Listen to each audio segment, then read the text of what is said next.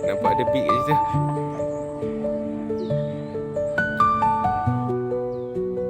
Okey, kamu pakai balik kopiah. Kopiah kena sokong. Kopiah Cikgu Syukri.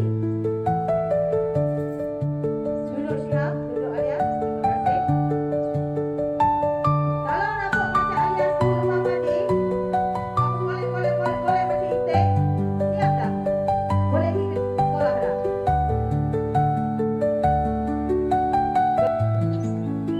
Kemudian saya pakai kesyukuran kepada Allah Subhanahu Wa Taala kerana atas infak kepada Allah pada hari ke berapa Ramadan, hari ke-5 Ramadan, dia dapat berkumpul meneruskan perlombaan yang kita di sekolah kita.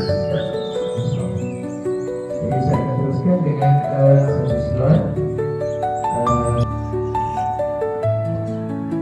Cara Rasulullah berjalan. Rasulullah berjalan seperti sedang turun bukit, laju.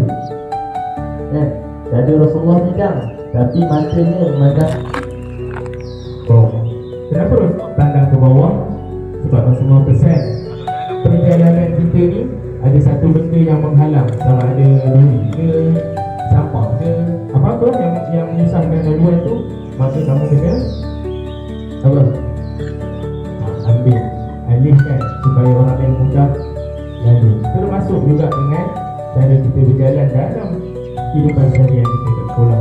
Jadi dalam keadaan yang cergas, walaupun kita berpuasa, mata kita kena tengok ke bawah. Kalau kita nampak sampah, kita kena apa? Okey. Bersabda. Kalau kita tengok buku hadis Sahih Al-Bukhari, hadis yang ke-6110, iaitu sedikitlah saya tak hafal lagi, dia cakap hadis satu golongan dia, "Idza lam tastahi fasna' ma syi'ta." Rasulullah cakap, jika kamu tak malu melakukan, jika kamu tak rasa malu, maka kamu buatlah apa yang